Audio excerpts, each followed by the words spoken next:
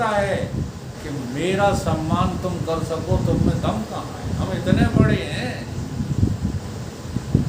आत्मा कितना बड़ा है? जिससे बड़ा कोई है ही नहीं, तो वह उसका सम्मान कौन कर पाएगा बता? इसलिए वो किसी से सम्मान नहीं चाहता और किसी के द्वारा अपमानित नहीं हो सकता जो आत्मा है। ये मान अपमान किसको लगते हैं? जिसे अपने स्व आनंद की अनुभूति नहीं है, उनको लगता है थोड़ा सा मान मिल जाए तो हम आनंदित हो जाएंगे, थोड़ा सा कोई अपमान कर देगा तो हम दुखी हो जाएंगे। इसलिए स्व आनंद ही सर्वानंद है, स्व आनंद के अलावा और कोई नहीं। तो तुम छोटे से छोटे इतने हो, इसलिए ज्ञानी जैसा व्यवहार कोई कर ही नहीं पाता। जब वो व्यवहार पे उतरता है तो भटवानपुरा के खेतों में जाकर के भी पसर के भोजन करने की क्षमता रखता है। सीखो कुछ, भले अबे तुम्हें पूर्ण ज्ञान न हो, लेकिन ज्ञानियों का अनुकरण करना तो चालू करो।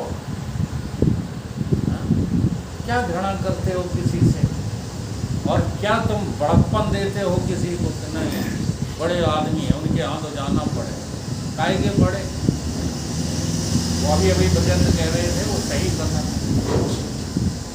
अपने बाप से कभी डैडी नहीं कहा। वो डैडी इसलिए प्रचलित नहीं थे, वो डैडी का जो है चांदी का पना पूज रहा था, इसलिए प्रचलित नहीं, इसलिए डैडी डैडी डैडी करते थे। तो कोई बड़ा आदमी हम क्यों जाएं उसके यहाँ? बुलाया न चलाया, हमको जानता भी नहीं, नौता आ गया। कहाँ से आ गया नौता? कहाँ से आ गया नौता? आ गया नरेंद्र एमएलए के यहाँ से। तो जाना ही पड़ेगा। क्यों जाना पड़ेगा? क्या जरूरत है? नौता आ गया हमारे सत्संगियों के यहाँ से, भटवानपुरा से। खाते नहीं है, नुकसान करता है, फिर भी प्रेम से जाके खा। इस रहस्य को सब नहीं जानते। वही बता रहा है इस श्लोक के, आनंद अपने भीतर खोजो, आनंद कहीं बाहर नहीं। ये जो 6 प्रकार की समाधि है, अपने अंदर विचार करें तो दृढ़ दृश्य का भेद कर पहले दृश्यानुवृत्ति, शब्दानुवृत्ति, सविकल्प समाधि, फिर दृश्यता शब्द की उपेक्षा करके निर्विकल्प समाधि। ये 6 प्रकार की समाधि का विचार करें। सत और असत का भेद कर रूप असत जगत का निराश करने पर सत स्वरूप ब्रह्म की उपलब्धि हो ही जाती है। दृश्य नाम रूप और शब्द की उपेक्षा करने पर निर्विकल्प समाधि हो जाती है।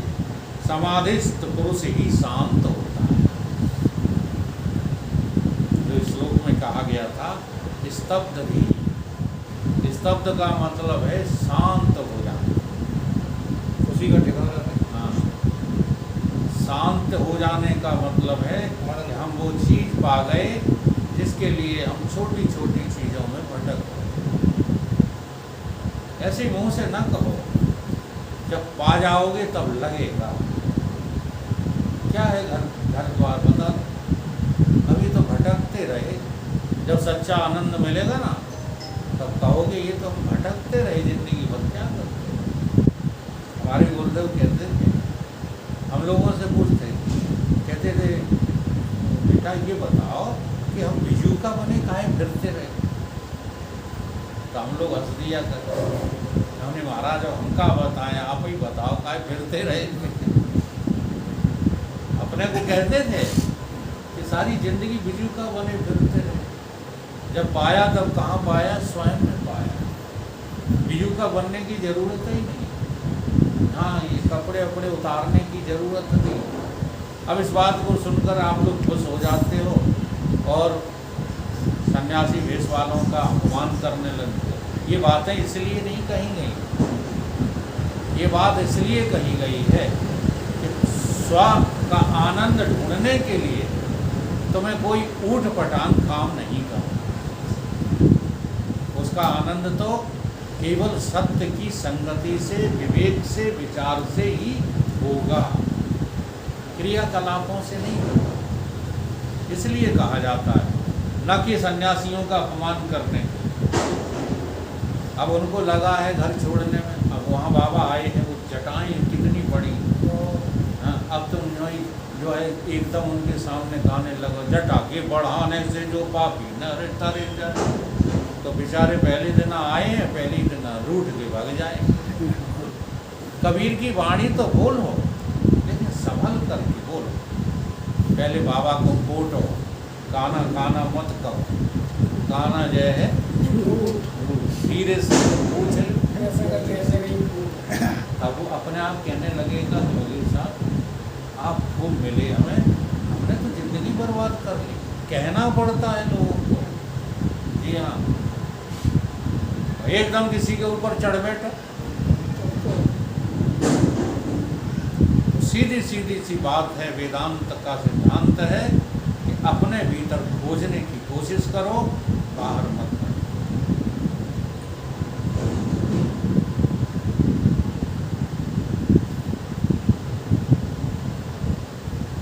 मन शांत हो जाता है। स्थित प्रज्ञ पुरुष के यही लक्षण है।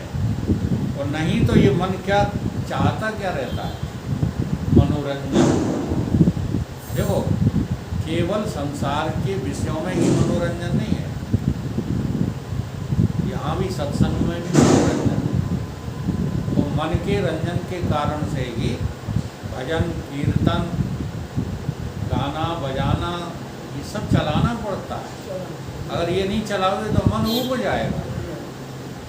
अनुभव करो, आप गाड़ी में, ट्रेन में अकेले सफ़र कर रहे हैं, तो सफ़र करते समय तुम कहीं पत्रिका खरीदोगे, कहीं उपन्यास खरीदोगे, और इन सब में दिलचस्पी नहीं होगी तो चाय खरीदोगे, खाने पीने के सामान खरीदोगे। यानी मन शांत नहीं बैठ सकता, मन ऊबता है। हर जगह ये मन का क्या है लक्षण? ऊबना। तो बस हम इसकी पहचान कर लें कि मन जो ऊब रहा है वो आनंद के अभाव में ऊब रहा है। इसलिए मन को भीतर का आनंद देना शुरू कर दो, तो चाहे ट्रेन में बैठे रहो, चाहे जंगल में बैठे रहो, चाहे भीड़ में बैठे रहो, आनंद तुम्हारी स्व आत्मा का है।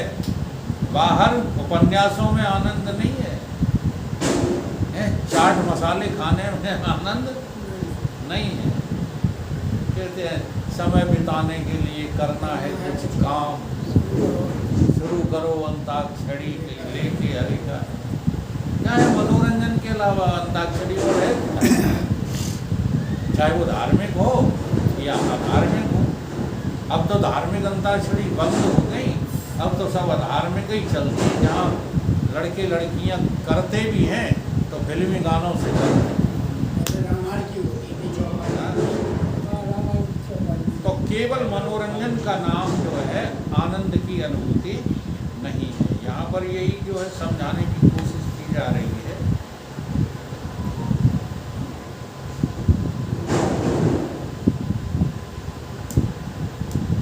कोई ताश खेलता है, कोई आसपास बैठ कर के राजनीति की बातें करते हैं। जिन लोगों ने अपने आनंद स्वरूप को नहीं जाना वो बाहर से मन बहलाने के लिए कुछ न कुछ करते हैं। और उसी में ये चैप्टर है अपना घर गृहस्थी का। हम लोग समझते हैं घर गृहस्थी के काम करके हम तर जाएं, या घर जो है ऐसा बना दें कि लोग कहें कि देखो इनके पुरखा इन्हें बना के दे गए, तो पुरखा तर जाएंगे। लेकिन इसका रहस्य तुम्हें नहीं मालूम। हाँ, पुरखा कर करके मर गए, यहाँ तो थोड़े दिन नाम चल गया, लेकिन पुरखा बड़े सांप ही हो गए। ठीक है। एक बार हमने जो है मोहनानंद को कहा, उस समय बापू हमारे शरीर छोड़ गए थे, बापू मतलब जिनका नाम है, जिन लोगों ने हमको धनवान बनाया, जो हम बहुत बड़ी सच्चाई हमेशा बोलते हैं, अगर हमारे दाऊ न होते तो हम लोग आज खाते पीते ना होते। उस व्यक्ति ने बहुत पैसा कमाया, बहुत यश कमाया, सारी भिंड उनको जानती थी, राजा राम सिंह का। हमारे पिताजी को कोई नहीं जानता, लेकिन जोड़ जोड़ के मर गए, कर गए, धर गए, हम लोगों को हैं समाज में इज्जत करा गए, दे गए, खुद सांप योनि में डले। तो उन्हें हमने दिखाया, गैलरी में एक सांप घूमा करता था, तो हमने उनको दिखाया, हमने कहा जरा इसमें बताओ कितने दिन तक ये सांप महोदय और रहेंगे ये दिन। अरे उन्होंने कहा तुम्हारे दाऊ हैं, कोई और नहीं। ठीक है, तो इसमें हंसने वाली बात नहीं है, जगदीश समझ जाओ। सिवाय सांप की होने की तुम्हें कुछ मिलने वाला नहीं है, अगर तुमने त्याग नहीं किया तो। चाहे जितना कमा, चाहे जितना इकट्ठा कर लो, बल्कि एक लक्षण अपना लो, अभी तो काम बन जाएगा। जो कमाया उसे लुटाना शुरू कर। इससे क्या होगा जानते हो? तुम्हारी वृत्ति धन से हट जाएगी। अगर लुटाते नहीं हो, हमारे के लिए बना रहे, हमारे लिए बना रहे, तो सांप बनना ही बनना है, बचा नहीं सकता कोई। अंतमति सुगति का अर्थ ये मत लगाओ कि अपने आप तुम्हारी मति परमात्मा में लग जाएगी, असंभव। अभी नहीं तो फिर कभी नहीं। अगर अभी जो है वृत्ति को चेंज कर लो, तो सोने पर सुहागा। फिर ये सत्संग तुम्हारी वृत्ति को परमात्मिक वृद्धि की तरफ बढ़ाने लगे। फोटो नहीं आवते, आपने आगे से देख ली, आया नहीं था फोटो नहीं आता, अपने नहीं आता नहीं है तो आया नहीं सर। बातचीत मत करो, ठीक है। वे संसार में सर्वत्र उसी आनंद को देखते हैं, उन्हें किसी कृत्रिम आनंद की अपेक्षा नहीं है। एक संत ने कहा, जिनका ये जो है व्याख्या की हुई है, वो कहते मुझसे लोगों ने पूछा तुम रोज प्रवचन क्यों करते हो? जैसे हमसे ही कुछ पूछने लगे। एक युवक ने तो ये कह दिया कि इनकी हॉबी है, मनोरंजन के लिए ये प्रवचन करते हैं। अच्छा काम है, किंतु हर समय मनोरंजन ही करते रहते। आत्मा का आनंद न जानने वाले किसी प्रकार की प्रकल्पित बातें किया करते हैं। जिन्हें आत्मा का ज्ञान नहीं है ना, वही ऐसी बातें करते रहते हैं कि कुछ नहीं, वो भी टाइम पास कर रहे हैं। सत्संग में चाहे श्रोता हो चाहे वक्ता हो, क्या कर रहे हैं? आनंद हो। प्रवचन तो केवल आत्म प्रशंसा है। अगर जो है आत्मज्ञान नहीं है तो प्रवचन भी नहीं है। आत्मज्ञान है या आत्मज्ञान में रुचि है तो ही श्रोता वक्ता हो, नहीं तो ये सारा का सारा प्रपंच दुनिया में चल रहा है, सत्य की कहीं कोई चर्चा ही नहीं। इसलिए मनोरंजन को मनोरंजन नहीं कह पाते लोग, प्रवचन को मनोरंजन कहते हैं। एक प्रवचन ही है, प्रामाण्य सत्य, प्रामाण्य और वचन माने हाँ, प्रवचन ही वास्तव में जो है भजन है, और कोई दूसरा भजन नहीं है। ये कथाएं भजन थोड़े ही हैं, चाहे जितने पुराण सुनाते रहो।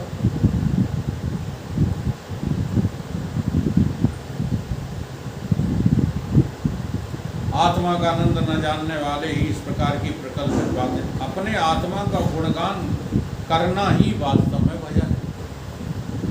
जैसे उदाहरण के लिए भी, जब सांसारिक लोग बैठते हैं कहीं समाज में, क्या काम करते हैं?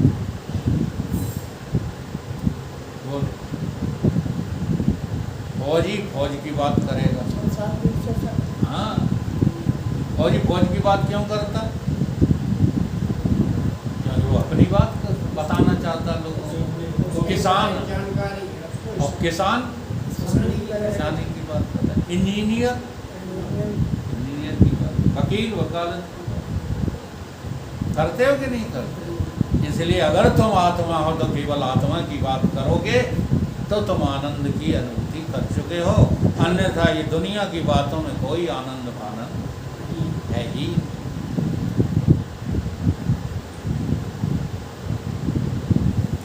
इसलिए सब लोग अपनी अपनी प्रशंसा करते हैं और सुनते हैं, न सुनने वाला ऊब जाता है।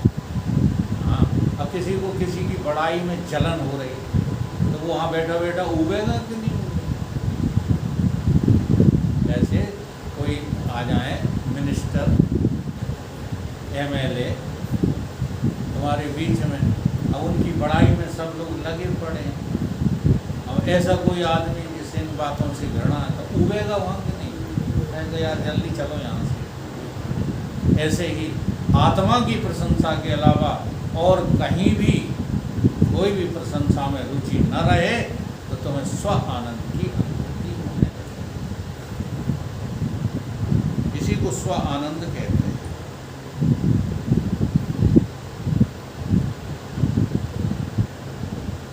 नीति में भी जो है एक सिद्धांत आया है, काव्य शास्त्र विनोदेन कालो गच्छति धीमताम व्यसनेन च मूर्खानाम निद्रा कलहेन हुआ। बुद्धिमान लोगों का समय कहाँ बीतना चाहिए? सत्संग में। काव्य शास्त्र विनोदेन, अगर मनोरंजन भी आपको लेना है तो कहाँ से लो? काव्य शास्त्रों से, रामायण से, गीता से, उपनिषदों से। और मूर्ख लोग कहाँ से आनंद लेते हैं? व्यसनेन च मूर्खानाम निद्रा कलहेन, उन्हें मजा आता है लड़ाई की बातें करने में, कलह करने में, या फिर नींद लेने में मजा आता है। इनको मूर्खों को। तो संसार में बताओ मूर्ख ज्यादा है कि ज्ञानी? बोलो। अब मूर्खों को मूर्ख कह दो है तो वो खाने को दौड़ता है, ज्ञानी को ज्ञानी कह दो तो वो तो खाने को नहीं दौड़ता, बल्कि मूर्ख को यदि ज्ञानी कह दो तो भूल जाएगा, स्टेशन हो जाएगा। तो महत्ता काय की है, ज्ञान की कि अज्ञान की? कमाल है। तो संसार पूरा दुख रूप है और आत्मा पूरी की पूरी आनंद स्वरूप है।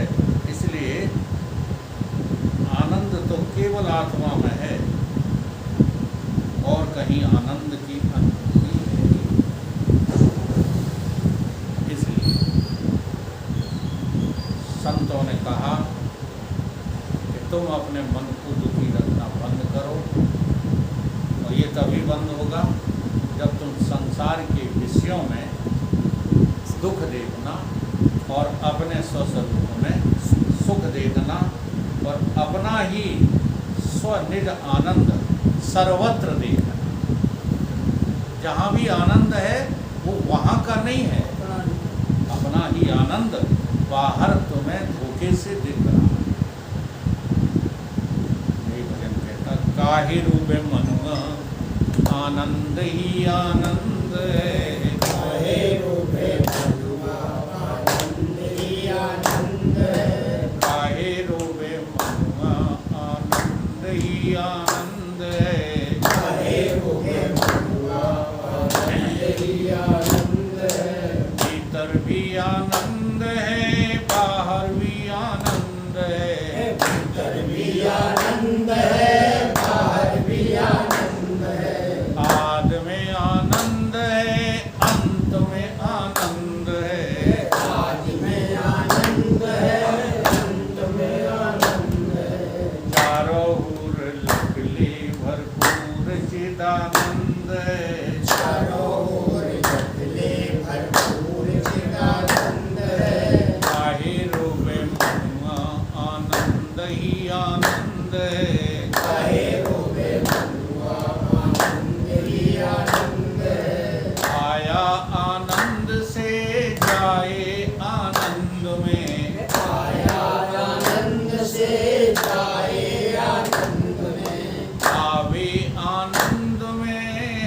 भी आनंद में, आनंद में रहे भी आनंद में। ब्रह्म रूप प्यारे तू निष्कल निर्बंध है, ब्रह्म रूप प्यारे तू निष्कल निर्बंध है। काहे रूपे मनुआ आनंद ही आनंद है, काहे रूपे मनुआ आनंद ही आनंद है। भूला आनंद रूप दुखी हुआ प्यारे, आनंद रूप दुखी हुआ प्यारे। पाया आनंद रूप मिटे कष्ट सारे, पाया आनंद रूप मिटे कष्ट सारे। पाया आनंद रूप मिटे कष्ट सारे, पाया आनंद रूप मिटे कष्ट सारे। स्वप्न समुद्र के ये नाना जग द्वंद है,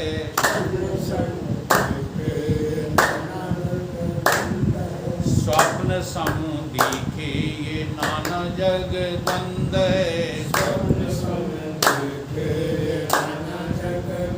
है। किसी ने कहा कि स्वप्न तो सच भी हो जाते हैं। तो ये गुरु जी ने पूछा उनसे कि ये बताओ, आज के स्वप्न तुमने देखिए और जब आंख खुली तब बताना। जब आंख खुली तब वो सारे स्वप्न सच्चे हैं कि झूठे हैं? तुम ही बोलो। झूठे हैं। अब झूठी चीज सच कैसे हो जाएगी?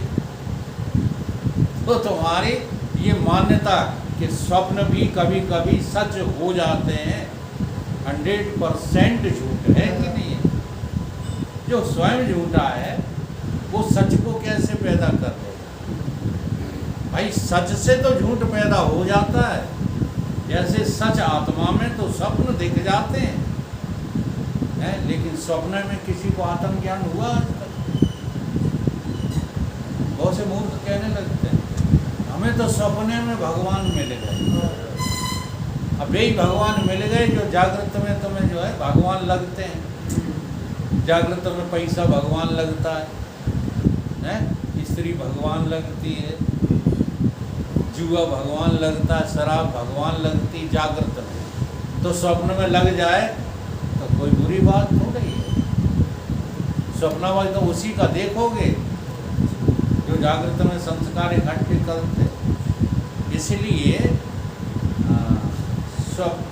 स्वप्न समुद्रिके ये नाना जग द्वंद है। स्वप्न अब ये सपना मानने में देखो कितनी तकलीफ हो रही है। ये सपना है घर गृहस्थी के जो है सत्य है, जो ही कहा था ईमानदारी से स्वीकार कर नहीं पा रहे। सपना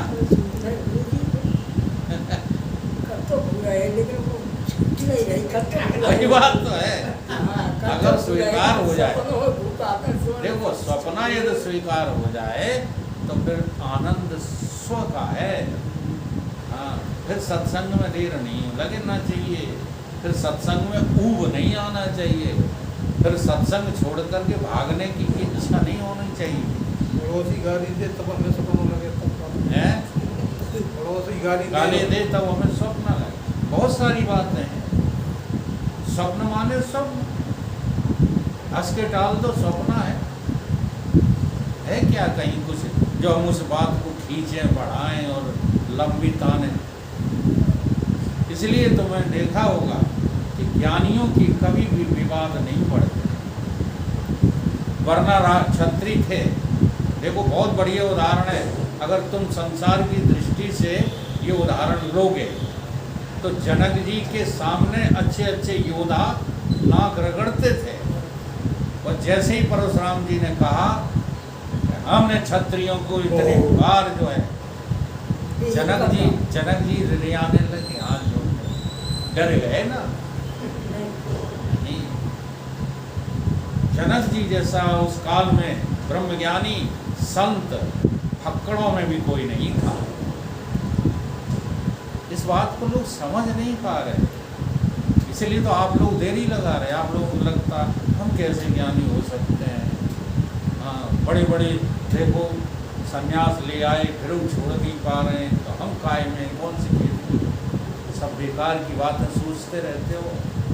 एक बार तुम समझ जाओ कि निज स्वरूप आनंद के अलावा और दुनिया में कहीं कोई सुख है ही नहीं, तुम भी किसी जनक से कम नहीं।